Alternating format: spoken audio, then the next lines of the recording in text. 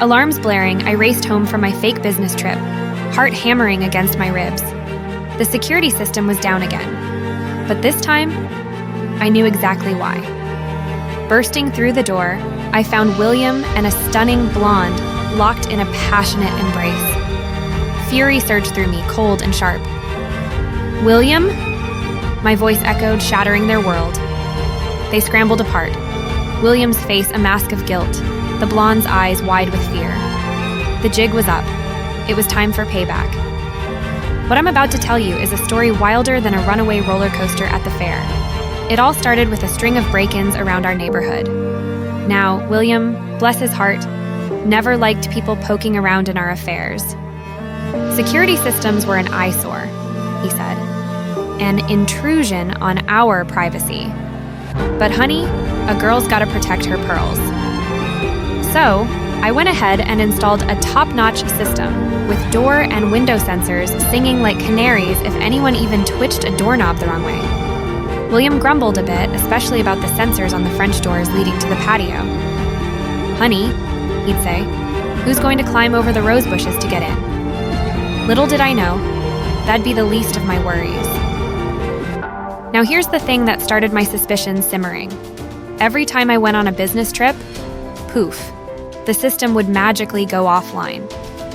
Technical difficulties, the security company would say, but something just didn't smell right. That's when I called up Margaret, my old college buddy with a nose for trouble sharper than a hawk's beak. "Honey," she drawled, her voice like honey on biscuits. "That system's going dark for a reason. Someone might be visiting your castle while you're away on royal business." Her words struck a chord deeper than a church bell on Sunday morning. A tiny seed of doubt sprouted in my heart, growing with every business trip and offline system. So, I decided to play detective. While William was at his fancy golf club, I snuck in a tiny camera, disguised as a decorative birdhouse, right outside the French doors. The next time I went on a trip, I kept my phone glued to the security app, my heart hammering a frantic rhythm against my ribs. Then, I saw it. William, bless his unsuspecting heart, walked up to the French doors and, wait for it, reached behind the birdhouse. With a click, the familiar red offline sign popped up on my screen. Blood drained from my face, replaced by a cold fury I never knew I possessed. My fingers trembled as I hit record on my phone. The door opened and in walked the most beautiful blonde you ever seen. All sunshine hair and long sculpted legs. My breath hitched. William, bless his normally reserved soul, was practically a lovesick puppy around her. The scene unfolded like a bad movie, complete with hushed whispers, stolen kisses, and a tangled mess of limbs that made my stomach churn. They moved to the couch, a symphony of moans and breathless gasps filling the air. The blonde, whose name I later learned was Tiffany, clawed at William's shirt, her perfectly manicured nails leaving red crescent moons on his skin.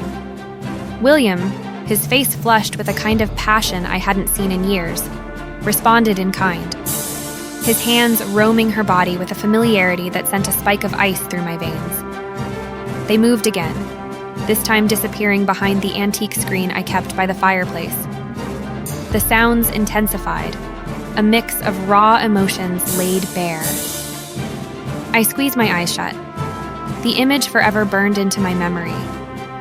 It wasn't just the betrayal. It was the realization that this passionate, uninhibited side of William, a side I hadn't witnessed in years, was reserved for someone else. Over the next few weeks, I became a master spy in my own home.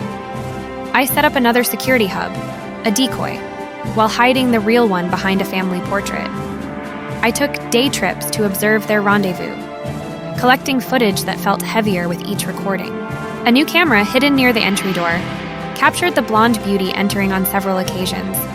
My heart, once a melody of love and trust, was now a broken record, repeating a song of betrayal.